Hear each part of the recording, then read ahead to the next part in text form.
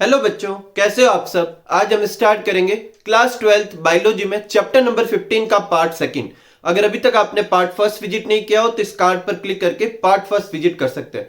Part second में अपन करने वाले इस चैप्टर में वेक्टर और जितने भी आपके 3 वेक्टर जो आपकी बुक में दे रखे हैं उनके बारे में अपन स्टडी करेंगे और एक बार डिटेल सारे स्टेप जो जेनेटिक इंजीनियरिंग के होते हैं, रिकॉम्बिनेंट डीएनए और उनके जो डिजायर्ड जीन और डिजायर्ड जीन से जो डिजायर्ड प्रोडक्ट बनाने के जो भी स्टेप होते हैं वो सारे अपन देखेंगे। मेनली फोकस है इस वाले पार्ट में अपने वेक्टर के ऊपर। तो स्टार्ट करते हैं। वेक्टर वेक्टर क्या होते हैं ये अपन लास्ट पार्ट में देख चुके थे कि vector are self replicating DNA molecule. Vector जो होते हैं वो क्या होते हैं, ऐसे डीएनए के मॉलिक्यूल होते हैं जो सेल्फ रेप्लिकेट कर सकते हैं।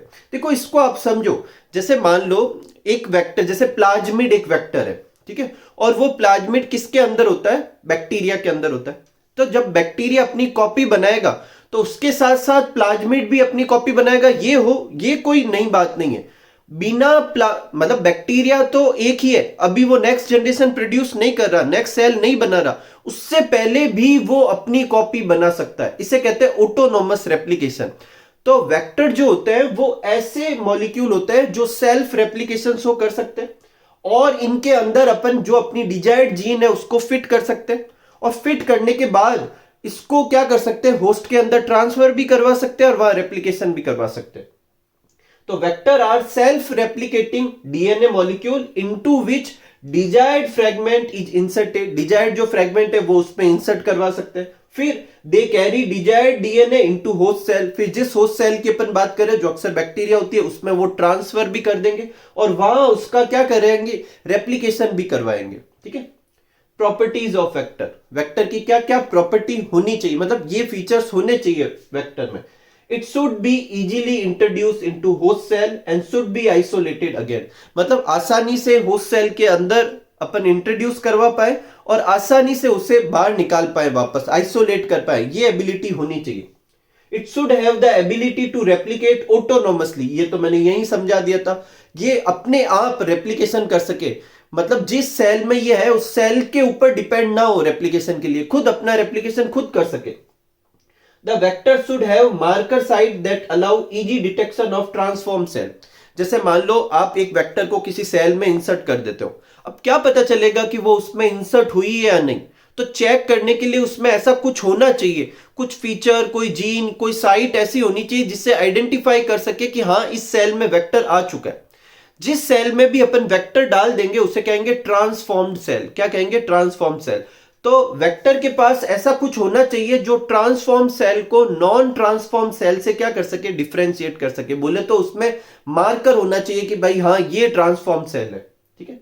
For the expression of desired foreign DNA. अब देखो एक्सप्रेशन में पिछले पार्ट में भी आपको समझा चुका हूं। एक्सप्रेशन का क्या मतलब होता है कि जो जीन जो है वो अपना जो भी काम है, उनका काम क्या होता है, प्रोटीन सिंथेसिस का, वो करे, उसको क्या कहते हैं, एक्सप्रेशन कहते हैं। तो फॉरेन डीएनए के एक्सप्रेशन के लिए वेक्टर के पास में सम रेगुलेटरी एलिमेंट भी होने चाहिए, जैसे प्रमोटर और ऑपरेटर।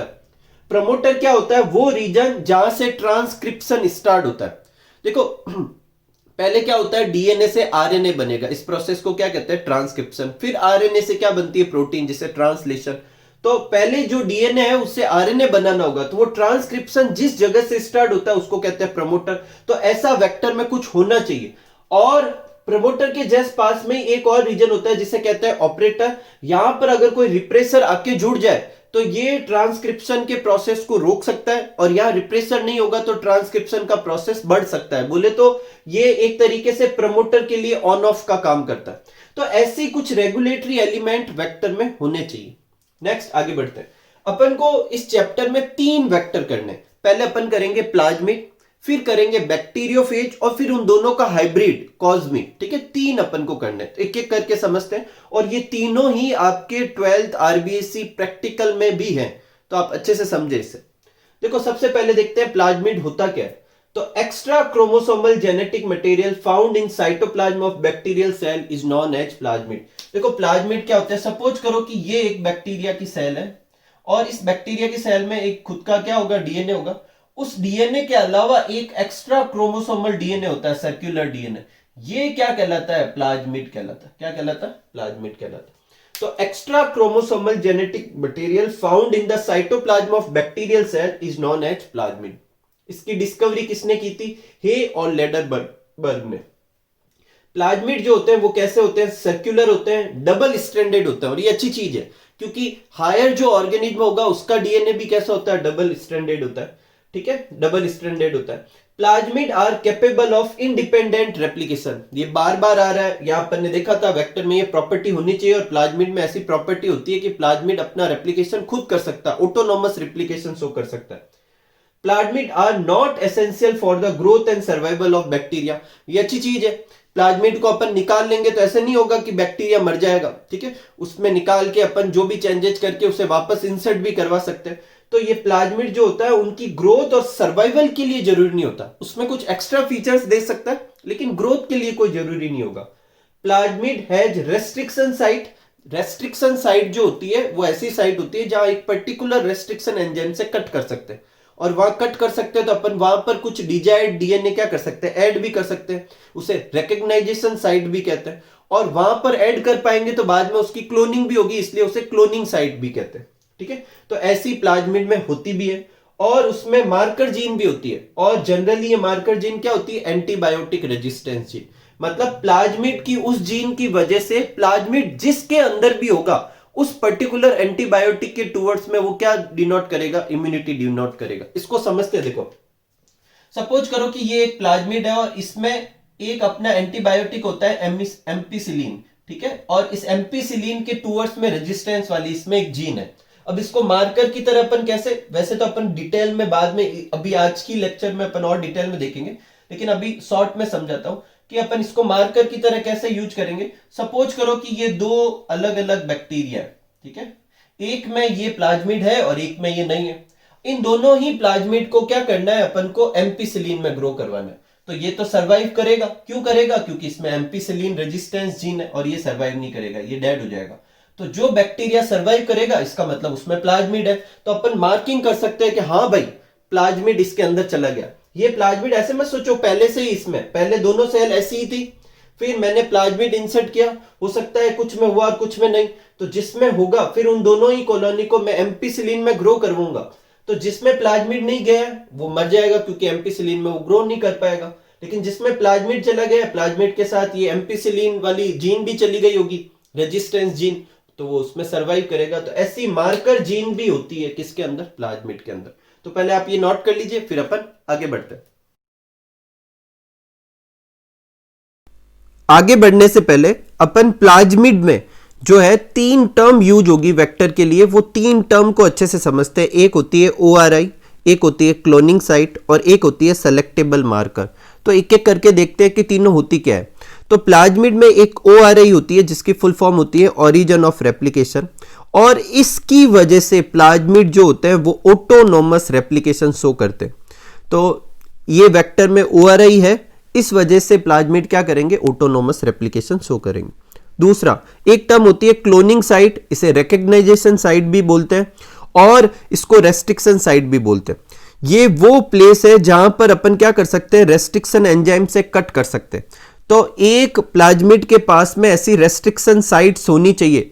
ठीक है, कभी कभी प्लाज्मिड में एक से ज्यादा रेस्ट्रिक्शन साइट होती है, जो अच्छी चीज है, ताकि अलग अलग तरह के रेस्ट्रिक्शन एंजाइम से अपन क्या कर सकते हैं? कट कर सकते हैं। ठीक है, और वहां पर कट कर पाएंगे तो वहां पे डिजायर्ड डीएनए जो है वो भी इंसर्ट कर पाएंगे, इसलिए, और उसकी फिर क्लोनिंग होगी, इसलिए इसे क्लोनिंग साइट, रिकॉग्नाइजेशन साइट भी कहते हैं।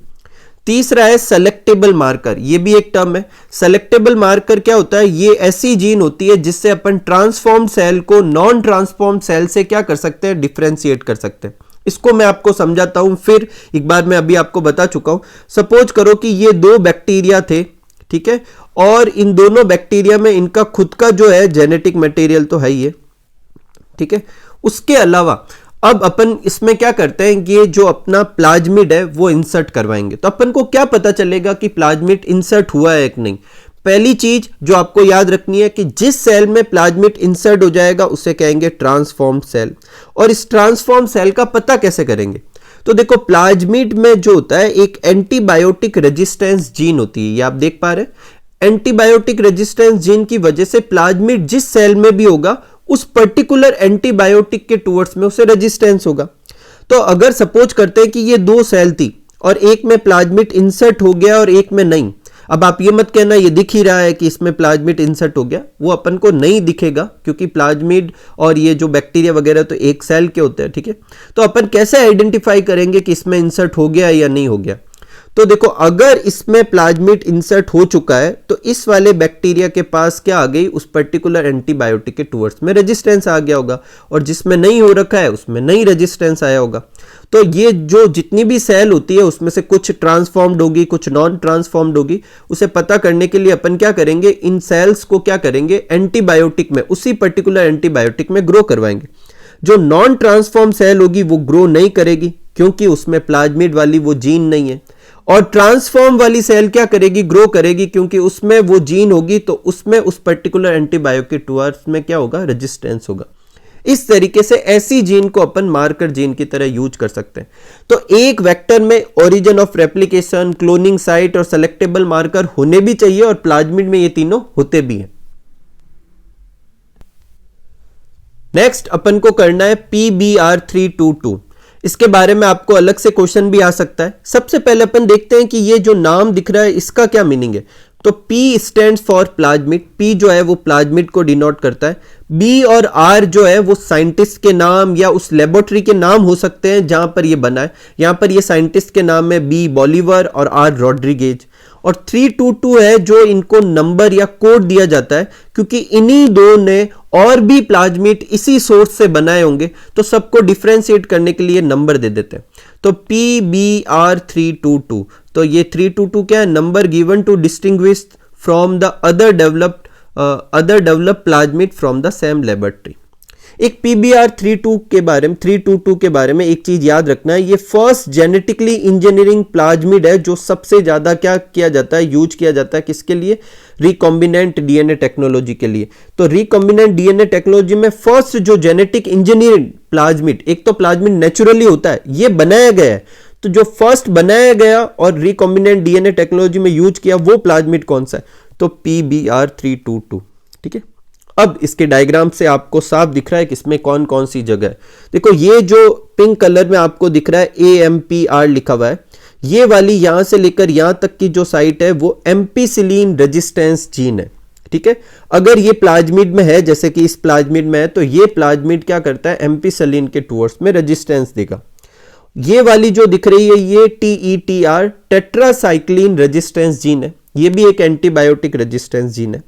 अगर यहां पर अपन को कट करना है तो उसके लिए यहां पर दो रेस्ट्रिक्शन साइट भी है, और ठीक ऐसे कैसे यहां पर भी है। एक्चुअल में इन दोनों ही जगह पर और भी रेस्ट्रिक्शन साइट होती है, अपन को सिर्फ दो नाम याद रखना है। तो अगर मैं रेस्ट्रिक्शन एंजाइम को यूज करूं तो मैं यहां पर कट कर सकता हूं और डिजायर्ड डीएनए क्या कर सकता हूं, ऐड भी कर सकता हूं, ठीक है। इसके पास खुद का ओरिजिन ऑफ रेप्लिकेशन भी होता है, ठीक है। तो ये अपन ना डायग्राम है प्लाज्मिड के बारे में। नेक्स्ट आगे बढ़ते हैं, ये सब अपन लिख लेते हैं कि प्लाज्मिड या PBr322 के पास क्या क्या है, एक ओरिजिन ऑफ रेप्लिकेशन है, दो मार्कर साइट है, और इन मार्कर अभी मैंने समझाया था, तो इन दोनों एंटीबायोटिक रेजिस्टेंस साइट को अपन मार्कर साइट की तरह यूज कर सकते हैं, ठीक है। इसकी साइज जो होती है 4.361 बेस पेयर भी लिख सकते हैं, और 4.361 किलो बेस पेयर, या अगर 4.3 लिख रहे हैं तो किलो बेस पेयर कर ले, ठीक है। ये भी अपन क्या कर सकते हैं, नोट कर सकते हैं, ठीक है। एक और चीज, इसके पास रेस्ट्रिक्शन साइट या क्लोनिंग साइट भी होती है, जैसा कि आप देख पा रहे हैं यहाँ पर बहुत सारी क्लोनिंग साइट है, ठीक है। लेकिन अपन क्या करेंगे, जनरली एम्पिसिलिन या टेट्रासाइक्लिन रेजिस्टेंस वाली जो जीन है यहां पर ही अपन इंसर्ट करेंगे। ऐसा करने से क्या फायदा होगा कि इसका बाद में चेकिंग जो होगी वो आसानी से कर पाएंगे, क्योंकि इन दोनों में से जिसमें अपन इंसर्ट कर देंगे वहां की जीन खराब हो जाएगी, मतलब इंसर्ट कराने पर वो इनएक्टिवेट हो गया, इसे कहते हैं इंसर्शनल इनएक्टिवेशन। तो जैसे सपोज करो मैं फॉरेन डीएनए को बाम H1 से क्या करता हूं, कट करता हूं, और इधर भी बाम H1 से मैं क्या कर सकता हूं, H1 से कट कर दूं, और यहां फॉरेन डीएनए क्या कर दूं, ऐड कर दूं। तो अब ये प्लाज्मिड जो है टेट्रासाइक्लिन के टूवर्ड्स में रेजिस्टेंस शो नहीं करेगा, हालांकि ये अभी भी एम्पिसिलिन के टूवर्ड्स में क्या करेगा, रेजिस्टेंस शो करेगा। फिर इसको अपन कैसे आइडेंटिफाई करेंगे वो भी आज के लेक्चर में अपन आगे देखेंगे। अभी आप सिर्फ इस पे फोकस कीजिए कि PBR322 के बारे में आए तो अपन को ये सब लिखना है, ये डायग्राम बनाना है, ठीक है। ये आपकी बुक में हो सकता है कि यहाँ पे 2-3 नाम कम हो, लेकिन ये जो जितनी भी लेबलिंग है ये एग्जैक्ट लेबलिंग एनसीईआरटी में, तो नीट वीट के पेपर में एनसीईआरटी से आते हैं, इसलिए मैंने यहाँ पर वो ही डायग्राम बना दिया। इसके बारे में डिस्क्रिप्शन ये सब लिखना है अपन को। एक तो ये लिखना है कि फर्स्ट जेनेटिकली इंजीनियरिंग प्लाज्मिड है जो रिकॉम्बिनेंट डीएनए टेक्नोलॉजी में यूज हुआ है, पी क्या होता है, बी क्या होता है, आर क्या है, 322 क्या है और इसके कुछ कैरेक्टरिस्टिक्स है, वो सब लिखना है, ठीक है। तो कोई प्रॉब्लम नहीं, तो आप इसे नोट कर लीजिए, फिर अपन आगे बढ़ते हैं।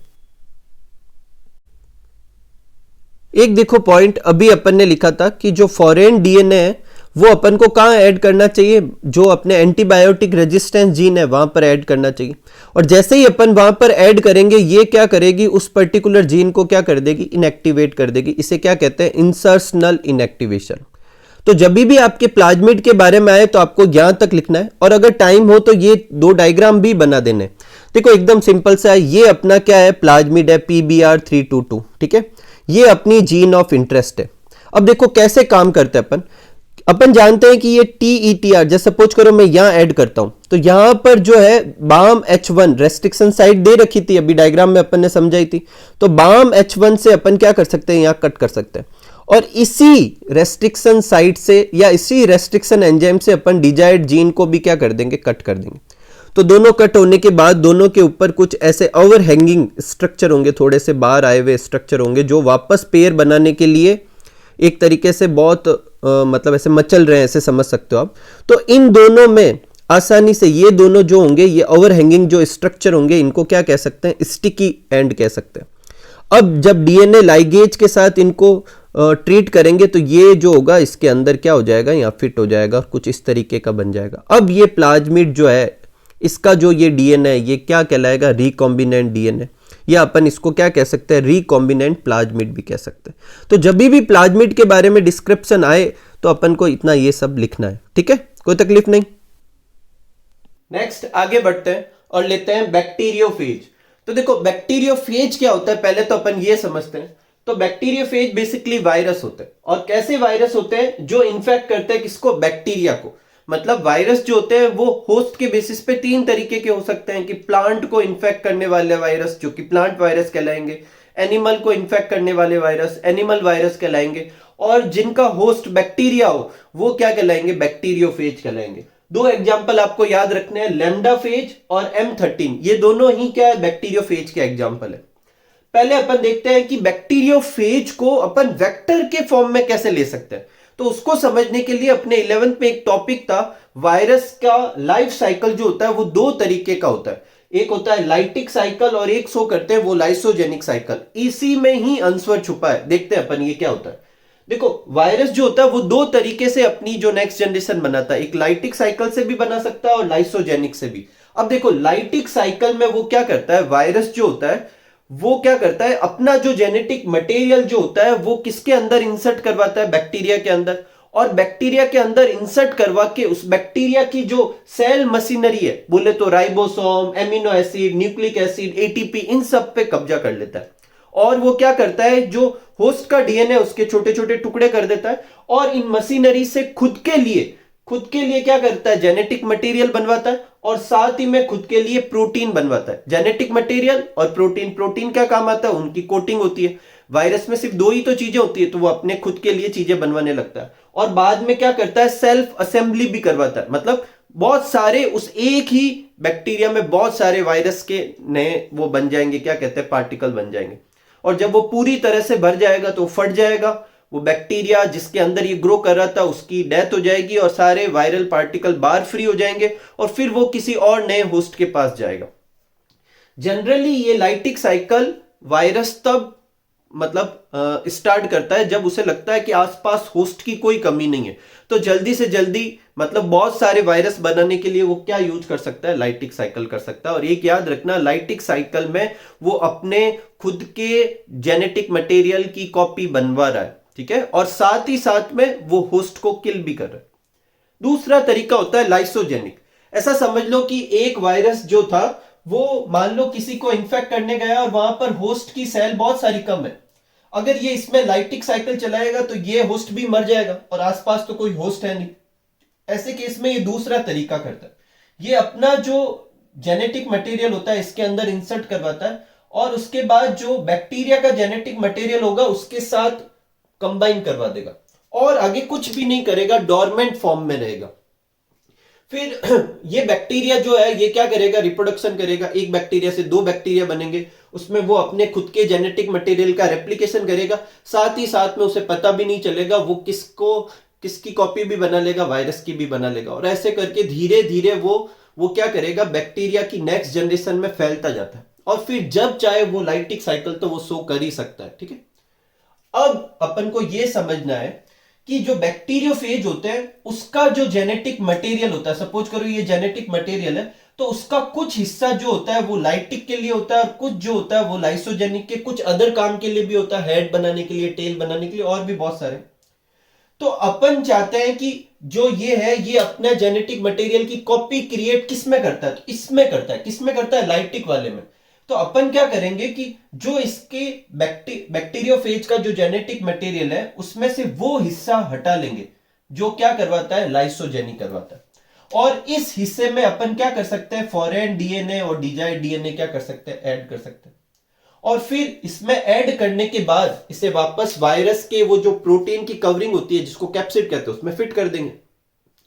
अब वायरस जो है किसी भी सेल को इन्फेक्ट करेगा तो उसमें लाइसोजेनिक साइकिल तो चला नहीं सकता, तो उसको क्या चलाना पड़ेगा, लाइटिक साइकिल। और लाइटिक साइकिल में वो क्या करेगा, होस्ट के अंदर जाएगा और खुद की बहुत सारी कॉपी बनवाएगा, मतलब खुद के लिए वो क्या करेगा, बहुत सारे जेनेटिक मटेरियल बनवाने के लिए वो होस्ट की जो मशीनरी है उसको कब्जा कर लेगा और उससे अपने क्या करेगा, खुद के लिए जेनेटिक मटेरियल बनवाएगा। और उसी के साथ साथ उसके अंदर जो इंसर्ट हो रखा है डिजायर्ड डीएनए उसकी भी वो बनवा लेगा। ठीक है, तो इस तरीके से अपन बैक्टीरियोफेज को क्या कर सकते हैं, वेक्टर की तरह यूज कर सकते हैं। ये जो पूरा डिस्क्रिप्शन वो आपकी बुक में नहीं है, मैं आपको ये समझाने के लिए बता रहा हूं कि एक्चुअल में बैक्टीरियोफेज को वेक्टर की तरह यूज कैसे ले सकते हैं। ठीक है, तो इस तरीके से ले सकते हैं। अब नेक्स्ट अपनी बुक में ये दे रखा है कि फेज जो होते हैं, बोले तो बैक्टीरियोफेज जो होते हैं वो प्लाज्मिड के कंपेयर में अच्छे वेक्टर है। तो ऐसा क्यों, तो उसका कारण है कि डीएनए जो होता है इनमें बैक्टीरियोफेज में वो कहां पर होता है, फेज पार्टिकल, वो प्रोटीन की कवरिंग के अंदर क्या रहता है, पैक रहता है। और इस वजह से उसको बैक्टीरिया में इंफेक्ट करवाना आसान है। देखो जब अपन प्लाज्मिड जो अपन ने स्टडी की थी उसमें अपन एक बार जब रिकॉम्बिनेंट डीएनए बना लेते हैं उसके बाद बैक्टीरिया के अंदर डालने के लिए और बहुत सारे मेथड यूज करने पड़ेंगे, जबकि यहां पर क्या है, ऐसा करने की जरूरत नहीं है। उसे क्या करना है कि जो ये फेज पार्टिकल जो कैप्सिड होता है उसके अंदर इंसर्ट करवा दो वापस। और वायरस की तो खुद की टेंडेंसी होती है किसी को इन्फेक्ट करने की, तो वो बैक्टीरिया में खुद ही इजेक्ट कर देगा। तो यहां पर एक एडवांटेज है कि डीएनए आसानी से पैक होता है और उसे बैक्टीरिया में आसान ट्रांसफर करना क्या होता है, आसान होता है। और पैकेजिंग अच्छी होने का कारण होता है कॉस साइट। अब ये कॉस साइट क्या होती है इसे अभी अपन अच्छे से समझेंगे। ठीक है, नेक्स्ट है प्लाज्मिड के कंपेयर में इधर लार्ज डीएनए को अपन क्या करा सकते हैं, इंसर्ट करा सकते हैं, 25 केबी तक को करवा सकते हैं। एक है इसकी स्क्रीनिंग और स्टोरेज, दोनों क्या होते हैं, आसान होते हैं। एक बार जब अपन रिकॉम्बिनेंट डीएनए बोले तो अपना डिजायर्ड डीएनए जो है ये फेज बैक्टीरिया के फेज जो वायरस पार्टिकल है उनके अंदर इंसर्ट करवा दे, फेज के जेनेटिक मटेरियल के साथ इंसर्ट करवा देते हैं, तो उसको स्टोर करना आसान है और उसको आइडेंटिफाई करना भी आसान है। अब ये आइडेंटिफाई करना आसान क्यों है, उसका कारण है कि ये क्या करता है, प्लेक बनाता है। अब प्लेक क्या होता है उसको भी अभी अपन समझेंगे, मैं शॉर्ट में समझाता हूं आपको। जैसे ये बहुत बड़ी सी कॉलोनी है जिसमें बहुत सारे बैक्टीरिया, ठीक है, ये बहुत सारे बैक्टीरिया, और इसके अंदर अपन ने क्या किया, जो अपना डिजायर्ड डीएनए था वो किसमें इंसर्ट करवा दिया, फेज में। और फेज फिर इस कॉलोनी को क्या करेगा, इन्फेक्ट करेगा, और इन्फेक्ट करके कौन सा साइकिल चलाएगा, लाइटिक साइकिल। जैसे ही लाइटिक साइकिल चलाएगा तो वहां पर क्या होगा, सेल जो होगी बैक्टीरियल सेल डेड होने लगेगी। स्टार्टिंग में 1-2 सेल डेड होगी तब तो दिखेगा नहीं, धीरे धीरे बहुत सारी सेल डेड होने लगेगी और एक क्लियर सा रीजन दिखेगा, और ये क्लियर रीजन ही क्या कहलाता है, प्लेक। इसे अभी अपन और अच्छे से समझने वाले। तो इन 3 पॉइंट की वजह से प्लाज्मिड जो होता है वो ज्यादा प्लाज्मिड के कंपेयर में फेज जो होता है वो ज्यादा अच्छा वेक्टर होता है। पहला, फेज के पास क्या एडवांटेज है, इसमें कॉस साइट है, कॉस साइट से क्या होता है अभी अपन देखेंगे। दूसरा, इसकी कॉस साइट की वजह से पैकेजिंग आसानी से होती है, होस्ट में ट्रांसफर करना आसान होता है, कंपेरेटिवली लार्ज डीएनए को इंसर्ट करवा सकते हैं। इसकी स्क्रीनिंग बोले तो आइडेंटिफिकेशन आसानी से होती है क्योंकि ये प्लेग बनाता है और साथ में इसको लंबे समय तक स्टोर भी आसानी से किया जा सकता है। नेक्स्ट है, अपन ने दो बैक्टीरियोफेज पढ़े थे, लैम्डा फेज और M13। इन दोनों में से कौन ज्यादा अच्छा है और क्यों? तो लैम्डा फेज जो है वो ज्यादा अच्छा क्या है, वेक्टर की तरह यूज कर सकते हैं M13 के कंपेयर में। उसका कारण है कि M13 जो होता है वो सिंगल स्ट्रैंडेड सर्कुलर डीएनए होता है, जबकि फेज जो होता है वो डबल स्ट्रैंडेड लीनियर डीएनए होता है। और डबल स्ट्रैंडेड होने की वजह से ये जो होता है हायर ऑर्गेनिज्म के डीएनए में भी क्या होता है, डबल स्ट्रैंडेड होता है, तो उनसे मैच करता है। तो ये एक एडवांटेज है किसके पास, लैम्डा फेज के पास। लैम्डा फेज में जो अननेसेसरी पार्ट होते हैं उसको अपन रिमूव कर सकते हैं और रिमूव करने की वजह से उसमें बड़ा डीएनए डाल सकते हैं। सपोज करो कि ये एक लैम्डा फेज का ये इतना बड़ा सा क्या था, डीएनए था। अब इसमें से अगर मैं बहुत बड़ा सा हिस्सा क्या कर सकता हूं जो कि अनवांटेड होता है अपने पर्पज के लिए, उसको अपन हटा सकते हैं। एक तो इससे क्या होगी, इसकी साइज छोटी हो जाएगी और जगह खाली होने की वजह से बड़ा डीएनए अपन क्या कर पाएंगे, इंसर्ट करा पाएंगे। तो वेक्टर की ओवरऑल साइज स्मॉल हो जाएगी और large size can be inserted. Natural host जो होता है लैम्डा फेज का वो ई कोलाई होता है और जनरली अपन होस्ट की तरह कौन सी बैक्टीरिया यूज करते हैं, ई कोलाई लेते हैं। और ये लैम्डा फेज जो होता है वो जनरली, ये फेज की स्पेलिंग या PHAGE कर दो, ठीक है। फेज जो होता है वो ई कोलाई पे ही इसका नेचुरल होस्ट है और अपन चाहते भी यही है कि ये इसी होस्ट के अंदर क्या करे, वो जो अपना डीएनए है, डिजायर्ड डीएनए, उसको ट्रांसफर करे। तो ये तीन वजह से लैम्डा फेज जो है वो M13 के कंपेयर में क्या है, ज्यादा अच्छा वेक्टर है, ठीक है। तो आप इसे अच्छे से समझे, फिर अपन आगे बढ़ते हैं। आगे बढ़ते हैं। देखो अभी अपन ने क्या किया था, बैक्टीरियोफेज को वेक्टर की तरह यूज करने के बारे में स्टडी किया। वहां पर दो टर्म आती हैं, एक आता है कि प्लेग से आइडेंटिफिकेशन करते हैं और एक आती है कॉस साइट। तो इन दोनों को अच्छे से समझते हैं, ये होता क्या है। तो देखो द वायरस जो है वो क्या करता है, कंस्ट्रक्टेड, जो अपन ने वायरस कंस्ट्रक्ट किया है, मतलब जिसमें अपन ने क्या किया है, डिजायर्ड डीएनए ऐड कर चुके हैं अपन, उसको जब अलाउ करते हैं किसको इन्फेक्ट करने के लिए, ई कोलाई को। और क्यों अलाउ कर रहे हैं कि जैसे ये ई कोलाई को इन्फेक्ट करेगा, सपोज करो कि ये अपनी ई कोलाई है और ये जो वो फेज बैक्टीरिया फेज वायरस जो है वो अपना डीएनए का इंसर्ट करेगा इसके अंदर। तो इंसर्ट करेगा और वो क्या स्टार्ट कर देगा, लाइटिक साइकिल स्टार्ट कर देगा, क्योंकि उसके पास अब लाइसोजेनी के लिए तो क्या बची नहीं है, जीन है नहीं। तो वो लाइटिक साइकिल स्टार्ट करेगा और बैक्टीरियल सेल को क्या करता है, लाइसिस्ट करना शुरू कर देता है। इसका मतलब बैक्टीरिया सेल डेड हो जाएगी।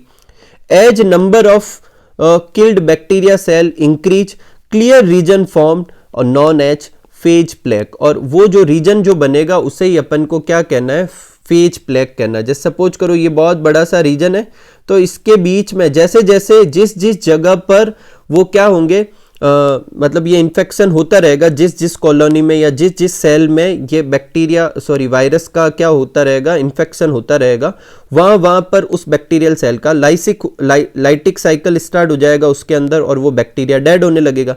जैसे जैसे बैक्टीरिया के नंबर डेड होने लगेंगे तो जो बैक्टीरिया की बहुत बड़ी सी कॉलोनी है, जैसे ये थोड़ा सा डेड हुआ तो ये बना, धीरे धीरे उसकी जो वो साइज है वो बढ़ने लगेगी और एक क्लियर रीजन बनने लगेगा। ये क्लियर रीजन वो रीजन शो करता है जहां के सारे बैक्टीरियाओं का क्या हो चुका है, लाइसिस हो चुका है, ठीक है, वो सारे किल हो चुके हैं। इस चीज को कहते हैं प्लेग और इसको आइडेंटिफाई करना आसान है। तो जहां जहां तक प्लेग दिख रहा है वहां क्या हो चुका है, इंसर्शन हो चुका है, ठीक है। तो इन प्लेग से अपन आइडेंटिफाई कर सकते हैं। एक अपने है कॉस साइट।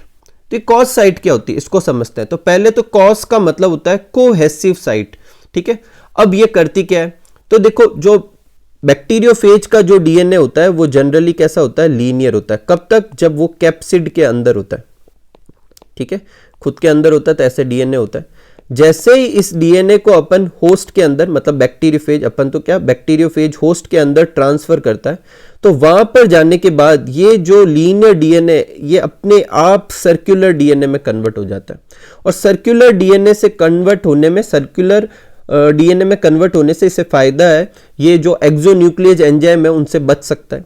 तो ये बैक्टीरियोफेज के पास एक नेचुरल टेंडेंसी है, वो लीनियर डीएनए का सर्कुलर डीएनए में कन्वर्ट होना वो कॉज साइट की वजह से होता है। इसको समझते हैं।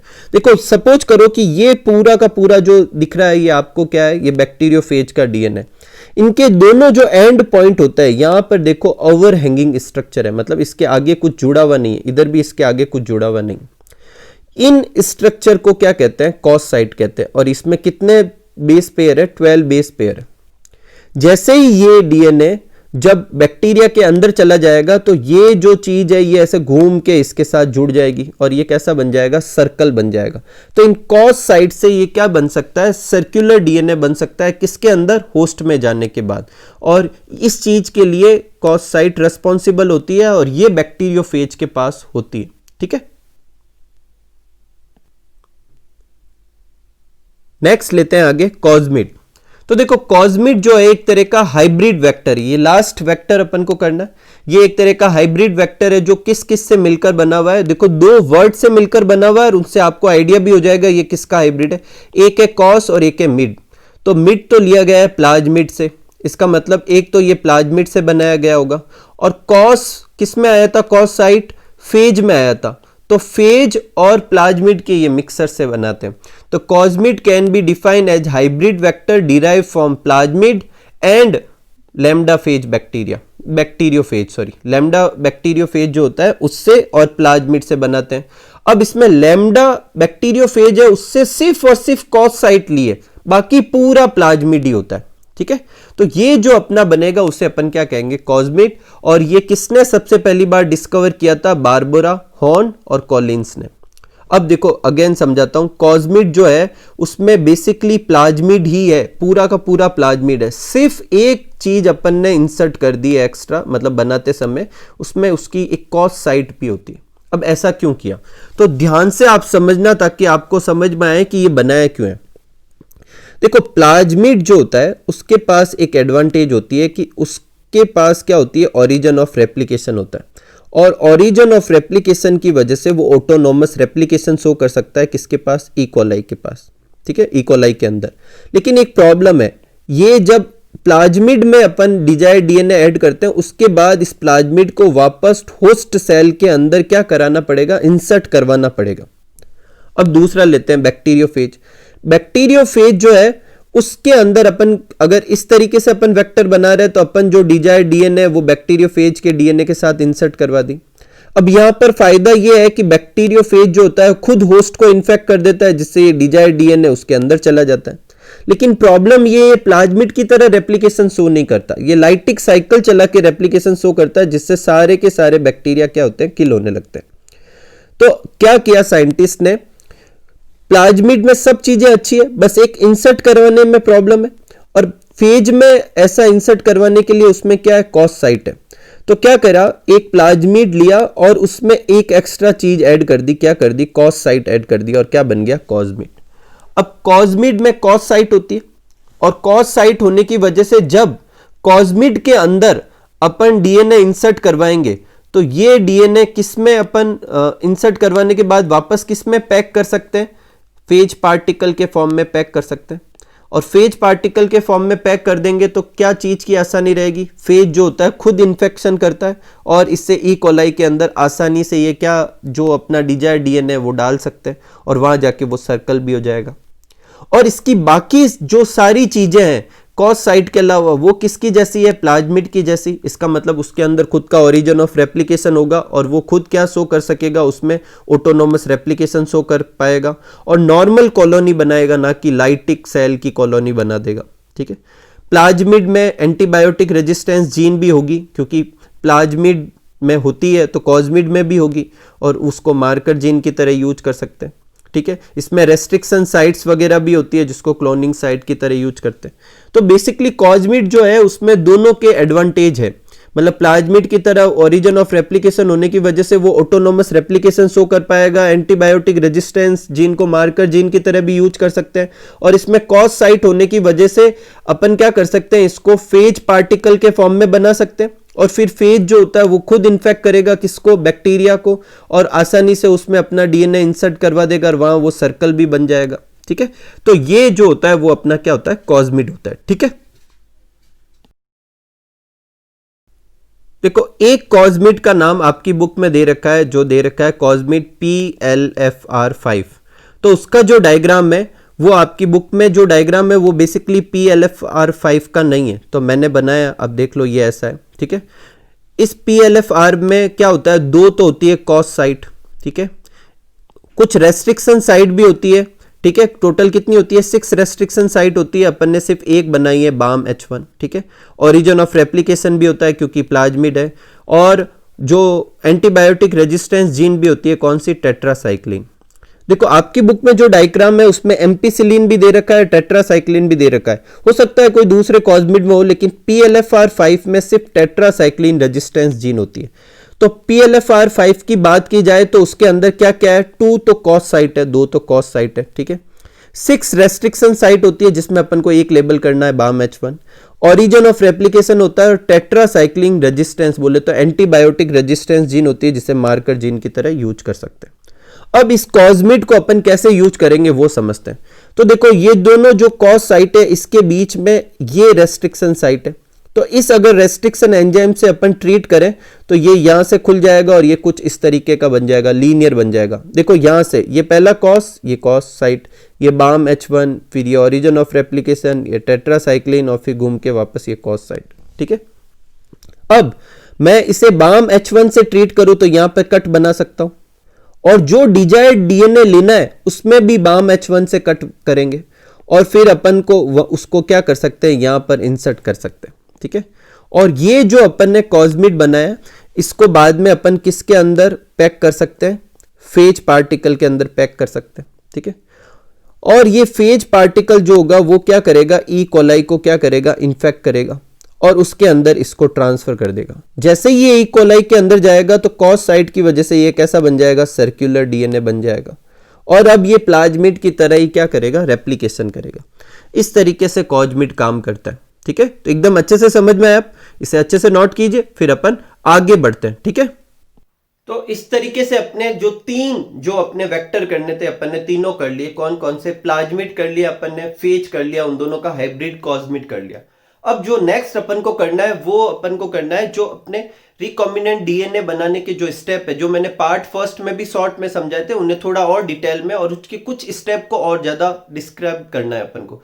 वो करने से पहले अपन कुछ क्वेश्चन है उनको भी देख लेते हैं जो आपकी बुक में दे रखे। पहला है कि जंपिंग जीन क्या होता है, तो ये क्वेश्चन को जंपिंग जीन नाम से भी पूछ सकते हैं और ट्रांसपोजोन नाम से भी पूछ सकते हैं। अब देखो ट्रांसपोजोन से पूछने के ज्यादा चांसेज है क्योंकि जंपिंग जीन से फिर भी एक आइडिया हो जाता है। तो ये वो डीएनए सीक्वेंस है जो एक पर्टिकुलर जीनोम में अपनी पोजीशन को चेंज कर पा रहा है। ऐसा लग रहा है कि वो एक प्लेस से का दूसरी जगह पर क्या कर रहा है, जंप कर रहा है, इसलिए इसे क्या कहते हैं, जंपिंग जीन। और इन्हीं को ही क्या कहते हैं, ट्रांसपोजोन कहते हैं। ज्यादा अपने डिस्क्रिप्शन है नहीं बुक में तो अपन डिटेल में नहीं करे, सिर्फ डेफिनेशन करे। अगर आपको ऐसा क्वेश्चन दे कि 2 एक्स्ट्रा क्रोमोसोमल स्ट्रक्चर के नाम बताओ, तो देखो प्लाज्मिड की जब डेफिनेशन की थी तो उसमें अपन ने लिखा था कि extra chromosomal DNA present in bacteria. इसका मतलब प्लाज्मिड एक एक्स्ट्रा क्रोमोसोमल डीएनए है या जेनेटिक मटेरियल है। इसके अलावा एक और बताना है, तो अपनी बुक में 2 नाम दे रखे, एक प्लाज्मिड और एक एपिसोम। तो अगर ये दोनों ही एक्स्ट्रा क्रोमोसोमल डीएनए तो इनमें डिफरेंस क्या है, वही अपना नेक्स्ट क्वेश्चन है। तो प्लाज्मिड जो होता है वो एक्स्ट्रा क्रोमोसोमल डीएनए होता है लेकिन उसका रेप्लिकेशन ऑटोनोमस होता है, जबकि एपिसोम जो होता है वो भी एक्स्ट्रा क्रोमोसोमल डीएनए लेकिन उसका रेप्लिकेशन किसके साथ होता है, वो जो बैक्टीरिया जो होता है उसके खुद के जेनेटिक मटेरियल के साथ में होता है। तो जो रेप्लिकेशन या डुप्लीकेशन होता है क्रोमोसोम का वो किस जगह पर हो रहा है उसके बेसिस पे इन दोनों में डिफरेंस है।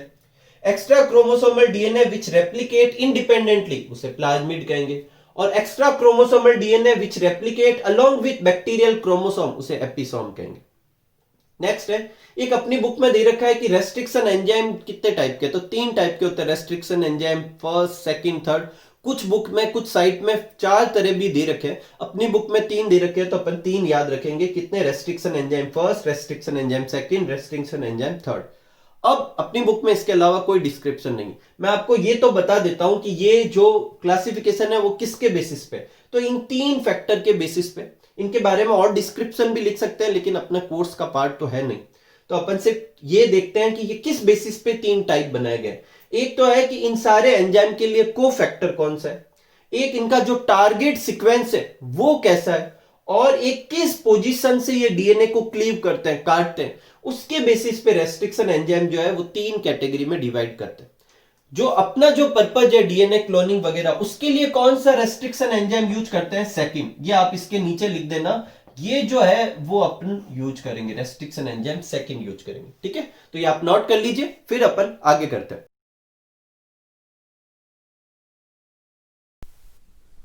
नेक्स्ट आज का लास्ट टॉपिक लेते हैं, हालांकि थोड़ा बड़ा है लेकिन फिर भी आज का लास्ट टॉपिक लेते हैं, स्टेप्स ऑफ जेनेटिक इंजीनियरिंग। वैसे स्टेप्स मैंने पार्ट फर्स्ट में भी करवाए थे, लेकिन यहाँ पर कुछ स्टेप में थोड़ा एक्स्ट्रा डिस्क्रिप्शन देना है, तो वो अपन देखते हैं। तो सबसे पहला होता है आइडेंटिफिकेशन एंड आइसोलेशन। इसके बारे में कुछ खास है नहीं, सुटेबल रेस्ट्रिक्शन एंजाइम लेते हैं और उससे अपन क्या करते हैं, कट करके डिजायर्ड डीएनए को क्या कर लेते हैं, आइसोलेट कर लेते हैं। फिर सिलेक्शन ऑफ क्लोनिंग वेक्टर, मतलब जैसा भी अपने सुटेबल हो वैसा एक क्लोनिंग वेक्टर चूज करना है। किस किस में से चूज कर सकते हैं, बहुत सारे क्लोनिंग वेक्टर अपने पास हो गए। प्लाज्मिड ले सकते हैं, बैक्टीरियोफेज ले सकते हैं, कॉजमिड ले सकते हैं, और भी मैंने आपको लिखवाए थे, फेजमिड, सटल वेक्टर, जंपिंग जीन, ठीक है। तो YAC, BAC, बहुत सारे क्लोनिंग वेक्टर है, तो जो आपके लिए सुटेबल हो वो क्लोनिंग वेक्टर को चूज करना है। उसके बाद थर्ड स्टेप, अपन को ये डिजायर्ड डीएनए क्या करना है, क्लोनिंग वेक्टर के अंदर इंसर्ट करवाना है। ये अभी अपन ने PBR 322 से समझा था। सबसे पहले अपन क्या करेंगे, दोनों क्लोनिंग वेक्टर को और डिजायर्ड डीएनए को एक ही रेस्ट्रिक्शन एंजाइम से क्या करेंगे, कट करेंगे, और फिर डीएनए लाइगेज से उसको क्या कर देंगे, ऐड कर देंगे। तो इसे डायग्राम से समझते हैं। पहले स्टेप में तो यही डायग्राम बनेगा कि क्या बनेंगे, ये PBR 322 बनाया अपन ने, ये जीन ऑफ इंटरेस्ट बनाई, दोनों को अपन ने किससे कट किया, BAM H1 से। तो BAM H1 कट कहाँ करेगी, टेट्रासाइक्लिन वाले पार्ट पे कट करेगी। मतलब ये डिजायर्ड डीएनए कहाँ इंसर्ट होने वाला है, टेट्रासाइक्लिन वाले पार्ट में इंसर्ट होने वाला है। इसका मतलब अब ये प्लाज्मिड टेट्रासाइक्लिन के लिए रेजिस्टेंस नहीं रहेगा, ठीक है। BAM H1 से कट करने के बाद दोनों में ओवरहैंगिंग स्ट्रक्चर बन जाएंगे। अब अपन को क्या करना है कि एक टेस्ट ट्यूब लेनी है और उसमें क्या लेना है, डीएनए लाइगेज लेना है, और उसमें इन दोनों को इंसर्ट करवा देना है, ठीक है। अब देखो डीएनए लाइगेज के साथ ये जो टेस्ट ट्यूब में ले लेंगे तो दो तरह की पॉसिबिलिटी है वहां पर। हो सकता है कि डीएनए लाइगेज की वजह से ये खुद से ही जुड़ जाए, इसका मतलब उसमें डिजायर्ड जीन आया ही नहीं, और हो सकता है कि ये डिजायर्ड जीन जो है उसके अंदर जुड़ जाए। तो दो तरह के वेक्टर बन जाएंगे, एक ऐसे वेक्टर बनेंगे जिसमें डिजायर्ड जीन है ही नहीं, और एक ऐसे वेक्टर बनेंगे जिसमें डिजायर्ड जीन है, जो कि कुछ इस तरीके का दिखेगा। इसमें देखो ये पूरा तो अपना वेक्टर था और ये ऑरेंज कलर की क्या हो गई, डिजायर्ड जीन हो गई। एक और चीज याद रखनी अपन को, अपन आगे जो भी स्टेप है इसी से ही समझने वाले हैं। तो ये जो अपना बना है रिकॉम्बिनेंट वेक्टर जो बना है, ये एम्पिसिलिन के लिए तो अभी भी रेजिस्टेंस है, टेट्रासाइक्लिन के लिए अब नहीं रहा है, क्योंकि टेट्रासाइक्लिन की जगह अपन ने इंसर्ट करवा दिया था। क्या हो गया यहां पर, इंसर्शनल इनएक्टिवेशन हो गया।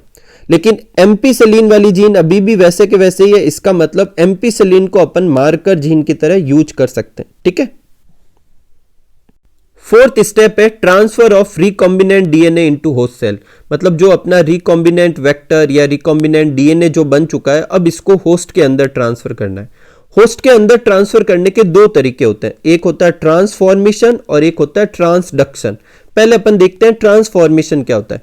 तो ट्रांसफॉर्मेशन में क्या करते हैं कि जैसे देखो ये अपने टेस्ट ट्यूब में क्या था कि वो था अपने रिकॉम्बिनेंट वेक्टर था, इसी के अंदर अपन क्या कर देंगे, ई कोलाई को ऐड कर देंगे और इसे हीट ट्रीटेड करेंगे, ठीक है, हीट सॉक देंगे। ऐसा करने पर जो होस्ट का जो बैक्टीरिया है वो एनवायरमेंट से अगर डीएनए को ले ले, मतलब आसपास के एनवायरनमेंट से ही डीएनए को ले ले, तो इस तरीके से जो नए बैक्टीरिया बनेंगे, मतलब जिस बैक्टीरिया के अंदर या आसपास का डीएनए अंदर चला गया है, इस प्रोसेस को क्या कहेंगे, ट्रांसफॉर्मेशन। और इससे जो बैक्टीरियल सेल बनेगी उसे क्या कहेंगे, ट्रांसफॉर्म सेल कहेंगे। अब देखो ये थोड़ा यहाँ पे जूम करके 3 केस बताएं। 3 तरीके की पॉसिबिलिटी है। हो सकता है कि उस ई कोलाई में इनमें से यहाँ पर 2 तरीके के वेक्टर है। पहले तो आपको ये समझना है, एक वेक्टर ऐसा है जिसमें डिजायर्ड जीन है और एक वेक्टर ऐसा है जिसमें डिजायर्ड जीन है ही नहीं, ठीक है। जब इसमें ई कोलाई ऐड करते हैं जिसमें कोई प्लाज्मिड नहीं है, तो 3 पॉसिबिलिटी हो सकती है, वो ई कोलाई वैसा का वैसा ही रहे, बोले तो अनट्रांसफॉर्म्ड हो सकता है कि उसके अंदर मतलब प्लाज्मिड चला गया, लेकिन कौन सा वाला गया है, जो कि नॉर्मल था जिसमें डिजायर्ड जीन नहीं थी, इसको अपन ट्रांसफॉर्म तो कहेंगे लेकिन नॉर्मल प्लाज्मिड के साथ ट्रांसफॉर्म्ड है। और कुछ कॉलोनी या कुछ बैक्टीरियल सेल ऐसी भी होगी जिसके अंदर वो अपना प्लाज्मिड भी गया है और साथ में डिजायर्ड जीन भी लेके गया है, मतलब transformed bacterial cell with recombinant plasmid. ठीक है, तो इस तरीके से अपन ट्रांसफॉर्मेशन से क्या कर सकते हैं, बैक्टीरिया के अंदर क्या कर सकते हैं अपन, जो डिजायर्ड डीएनए जो है या रिकॉम्बिनेंट वेक्टर जो है उसे इंसर्ट करवा सकते हैं। ठीक है, दूसरा तरीका है इंसर्शन का ट्रांसडक्शन। ट्रांसडक्शन में क्या करते हैं, रिकॉम्बिनेंट डीएनए जो इंसर्ट होता है वो कहां से होता है, वायरल इन्फेक्शन से होता है, जैसा कि अपने फेज वेक्टर में देखा था। सपोज करो कि ये एक बैक्टीरियल सेल है, तो इसमें क्या होगा, कोई फेज वेक्टर लेंगे और ये फेज वेक्टर क्या करेगा, इन्फेक्ट करेगा और ये खुद ही डीएनए को इसके अंदर इंसर्ट कर देता है। इस प्रोसेस को क्या कहते हैं, ट्रांसडक्शन, और पहले वाले तरीके को क्या कहते हैं, ट्रांसफॉर्मेशन। जैसा भी हुआ है ट्रांसडक्शन, ट्रांसफॉर्मेशन, अब अपने 4 स्टेप के बाद में जो रिकॉम्बिनेंट डीएनए वो होस्ट के अंदर पहुंच चुका है। लेकिन अपन ने अभी देखा था कि जरूरी नहीं है कि जो अपन ने होस्ट सेल, जितनी भी होस्ट सेल ली उन सारों के अंदर रिकॉम्बिनेंट वेक्टर गया हो। तो अपन आइडेंटिफाई कैसे करेंगे वो अपन देखते हैं। तो आइडेंटिफाई करने के भी 2 तरीके हैं, एक तो मार्कर जीन से कर सकते हैं और एक रिपोर्टर जीन से कर सकते हैं। पहले दोनों की डेफिनेशन समझते हैं। देखो, मार्कर जीन वो होती है जो होस्ट के अंदर कुछ स्पेशल फीचर्स लाती है, लेकिन ये फीचर्स विजिबल नहीं होते, मतलब ऐसे देख नहीं पाएंगे। इन फीचर्स को अपन को टेस्ट करना पड़ेगा। और रिपोर्टर जीन ऐसी जीन होती है जो ट्रांसफॉर्म सेल के अंदर कुछ ऐसे फीचर लाएगी जो नेकेड आई से देख पाएंगे। अगर सही वर्ड में बोला जाए तो उसमें कुछ स्पेशल टाइप के फिनोटाइप प्रोड्यूस करेगी। फिनोटाइप कौन से होते हैं, ऐसे फीचर जो अपन विजिबल फीचर्स को क्या कहते हैं, फिनोटाइप। तो रिपोर्टर जीन जो होती है वो फिनोटाइप प्रोड्यूस करती है किसके अंदर, ट्रांसफॉर्म सेल के अंदर। और उन फिनोटाइप जिन जिन सेल में है वो ट्रांसफॉर्म्ड है, जिनमें नहीं है वो ट्रांसफॉर्म नहीं है। जबकि मार्कर जीन जो होती है उसमें एक कैरेक्टरिस्टिक्स प्रोड्यूस करेगा, वो अपन को चेक करना पड़ेगा। जिनमें भी वो कैरेक्टर है वो क्या होगी, ट्रांसफॉर्म्ड है, जिनमें नहीं है वो ट्रांसफॉर्म नहीं है। ठीक है, तो इस तरीके से मार्कर और रिपोर्टर जीन से अपन क्या करते हैं, आइडेंटिफिकेशन करते हैं किसका, ट्रांसफॉर्म सेल का। अपन अपने वाले ही एग्जाम्पल को आगे बढ़ाते हैं और देखते हैं। देखो, अभी अपन ने देखा था तो अपने 3 तरह के बैक्टीरियल सेल की पॉसिबिलिटी थी। एक ऐसी थी जिसने प्लाज्मिड पिक ही नहीं किया, एक ऐसी थी जिसने प्लाज्मिड तो पिक किया लेकिन वो वाला प्लाज्मिड जिसमें डिजायर्ड डीएनए नहीं है, और एक ऐसी है जिसमें प्लाज्मिड पिक भी किया और डिजायर्ड डीएनए वाला पिक किया। अपन को इन तीनों में आइडेंटिफाई करना है और इसका सिलेक्शन करना है, क्योंकि इसको सेलेक्ट करेंगे तभी अपन आगे के स्टेप में ट्रांसफर हो पाएंगे। ठीक है, तो देखो इसको क्या करना है, अपन को एंटीबायोटिक में ग्रो करवाना है, क्योंकि अपन शुरू से ही किसका एग्जांपल ले रहे हैं, प्लाज्मिड का। और प्लाज्मिड में 2 एंटीबायोटिक साइट होती है, एम्पिसिलिन और टेट्रासाइक्लिन, तो उससे अपन चेक करेंगे। तो ये वाला जो है ना तो एम्पिसिलिन में ना टेट्रासाइक्लिन में किसी में भी ग्रो नहीं करेगा, क्योंकि इसके पास तो प्लाज्मिड ही नहीं है, तो कोई रेजिस्टेंस नहीं है। ये वाले जो बैक्टीरिया होंगे ये दोनों में ही रेजिस्टेंस शो करेंगे, क्योंकि जब प्लाज्मिड नॉर्मल होता है तो उसमें 2 रेजिस्टेंस साइट होती है। ठीक है, तो इन दोनों में डिफरेंस होगा। ये जो होगा इसमें जो होगा एम्पिसिलिन के लिए तो रेजिस्टेंस होगा, लेकिन टेट्रासाइक्लिन के लिए नहीं होगा, क्योंकि टेट्रासाइक्लिन पे क्या हो चुका है, इंसर्शनल इनएक्टिवेशन हो चुका है। तो ये तीनों ही अलग अलग तरीके से बिहेव कर रहे हैं, तो इन तीनों में क्या कर सकते हैं अपन, डिफरेंशिएशन कर सकते हैं। अब एग्जैक्टली कैसे करेंगे इसे अभी अपन समझते हैं, पहले आप ये नोट कर लीजिए। देखो, इस एग्जाम्पल से अपन समझते हैं, आपको अच्छे से सुनना है कि ये कैसे, ही बहुत कंफ्यूजन रहता है, बहुत सारे बुक में बहुत कंफ्यूजिंग मैनर में दे रखा है। देखो, सबसे पहले अपन एक मास्टर प्लेट तैयार करते हैं जिसमें बहुत सारी कॉलोनीज है। इसमें से कुछ कॉलोनी जो है वो ऐसे बैक्टीरिया की है जिसमें कोई प्लाज्मिड, ना तो नॉर्मल वाला ना रिकॉम्बिनेंट वाला, कोई है ही नहीं। कुछ कॉलोनी ऐसी है जिसमें प्लाज्मिड तो है लेकिन डिजायर्ड डीएनए वाला नहीं, और कुछ कॉलोनी ऐसी है जिसमें प्लाज्मिड तो है और साथ ही में डिजायर्ड डीएनए वाला भी है। तो उसे अपन चेक कैसे करेंगे, तो सबसे पहले अपन एक मास्टर प्लेट तैयार करेंगे, फिर इसकी कॉपी बनाएंगे जिसे रेप्लिका प्लेट कहेंगे। जो अपन आइडेंटिफाई करेंगे, जो भी टेस्टिंग करेंगे वो रेप्लिका प्लेट पे करेंगे। एक चीज याद रखेंगे कि जो आंसर होगा बाद में, जो भी बचेगा उसमें बाद में अपन सिलेक्शन मास्टर से करेंगे, क्योंकि रेप्लिका में तो अपन आधे खराब कर चुके होंगे। ठीक है, इसीलिए अपन क्या कर रहे हैं, एक रेप्लिका तैयार कर रहे हैं और एक्सपेरिमेंट इस पे करेंगे। सबसे पहले ये जो है इस रेप्लिका पे अपन एम्पिसिलिन ऐड करेंगे। ठीक है, तो इसमें से कुछ कॉलोनी जो है वो डेड हो जाएगी। तो कौन सी कॉलोनी ऐड होगी, क्योंकि एम्पिसिलिन जो है वो नॉर्मल प्लाज्मिड में भी होती है, एम्पिसिलिन के टूवर्ड्स में जीन, और उस वाले प्लाज्मिड में भी होती है जिसमें डिजाइड जीन ऐड कर चुके हैं, क्योंकि अपन ने तो डिजाइड जीन कहां ऐड किया था, टेट्रासाइक्लिन पे। इसका मतलब वो कॉलोनी बच जाएगी जिसमें ये वाला प्लाज्मिड हो, नॉर्मल प्लाज्मिड हो, और चाहे डिजाइड डीएनए वाला प्लाज्मिड हो, वो दोनों तो बच जाएगी। जिसमें कोई प्लाज्मिड था ही नहीं वो डेथ हो जाएगी। तो यहां से देखो, कंपेयर करके देखो कौन सी गायब हुई है, तो 2 गायब हो चुकी है। इसका मतलब 2 में किसी भी तरह का प्लाज्मिड नहीं था। अब उसमें क्या करेंगे, टेट्रासाइक्लिन ऐड करेंगे। टेट्रासाइक्लिन ऐड किया तो कुछ और डेड हो गई। अब कौन सी डेड हुई है उन पे फोकस करो। तो देखो इसको अगर कंपेयर करें ऊपर वाले से, तो देखो 1 गायब हो चुकी है और 4 गायब हो चुकी है। और 1 और 4 क्यों गायब हो चुकी होगी, क्योंकि उसमें टेट्रासाइक्लिन के टूवर्ड्स में रेजिस्टेंस नहीं है। एक चीज आप याद रखो कि ये 1 और 4 में एम्पिसिलिन के टूवर्ड्स में रेजिस्टेंस है, क्योंकि ये फर्स्ट बार ग्रो की थी, लेकिन टेट्रासाइक्लिन के टूवर्ड्स में रेजिस्टेंस नहीं है। मतलब ये वो है जिनके प्लाज्मिड में एम्पिसिलिन वाली जीन तो है और टेट्रासाइक्लिन वाली खराब हो रखी है। और खराब क्यों हो रखी थी, क्योंकि यहाँ डिजाइड डीएनए ऐड कर दिया। इसका मतलब 1 और 4 वो कॉलोनीज है जिसके पास ट्रांसफॉर्म्ड है, साथ ही साथ में रिकॉम्बिनेंट भी है। मतलब इसमें वो प्लाज्मिड है जिसमें रिकॉम्बिनेंट मतलब डिजाइड जीन है, ठीक है। जो ये पीछे बच गई है ये ट्रांसफॉर्म तो है लेकिन नॉन रिकॉम्बिनेंट है, इनमें वो मतलब नहीं है, डिजाइड जीन नहीं है। इसी वजह से ये टेट्रासाइक्लिन में भी सर्वाइव कर गए, क्योंकि नॉर्मल प्लाज्मिड में दोनों ही के टूवर्ड्स में रेजिस्टेंस होता है। तो अपन को पता चल चुका है इस पूरे एक्सपेरिमेंट से कि 1 और 4 कॉलोनी अपने काम किए। तो मास्टर प्लेट से अपन क्या करेंगे, 1 और 4 कॉलोनी को आगे के एक्सपेरिमेंट के लिए यूज करेंगे, क्योंकि मास्टर प्लेट पे तो अपन ने कुछ भी चेंज किए नहीं थे, ठीक है। इस तरीके से अपन क्या करते हैं, मार्कर साइट की हेल्प से क्या करते हैं, आइडेंटिफिकेशन करते हैं। ये जो एग्जांपल आपको समझाया ये मैंने किसके लिए समझाया है, मार्कर से समझाया। अब देखते हैं रिपोर्टर जीन क्या होती है। पहले आप इसको अच्छे से बना लीजिए। नेक्स्ट लेते हैं रिपोर्टर जीन। देखो रिपोर्टर जीन वो होती है जो स्पेसिफिक फिनोटाइप प्रोड्यूस करती है। फिनोटाइप मतलब विजिबल कैरेक्टर प्रोड्यूस करती है, किसके अंदर, ट्रांसफॉर्म जीन के अंदर। और इसी वजह से बाद में टेस्टिंग नहीं करनी पड़ती, ठीक है। जैसे कि मान लो अगर किसी वेक्टर में LUC लूसीफेरेज जीन है, तो ये जीन जिस भी वेक्टर में होगी, और मान लो ये वेक्टर किसी सेल में चला जाए, मतलब वो ट्रांसफॉर्म्ड हो चुकी है, तो ट्रांसफॉर्म सेल में वेक्टर होगा और उस वेक्टर में ये वाली जीन थी। अब ये जीन क्या करती है, बायोलुमिनेंस प्रोड्यूस करती है। इसका मतलब वो बैक्टीरिया सेल भी क्या करेगी, चमकेगी। तो इसके बाद अपन को आगे वो आइडेंटिफिकेशन टेस्ट नहीं करने पड़ेंगे, अलग अलग एंटीबायोटिक में डाल के चेक करने की कोई जरूरत नहीं है, क्योंकि जो जो चमक रहे हैं वो ट्रांसफॉर्म्ड है, जो नहीं चमक रहे वो नॉन ट्रांसफॉर्म्ड है, ठीक है। तो ये तरीके से भी अपन काम कर सकते हैं और ऐसी जीन को रिपोर्टर जीन कहते हैं।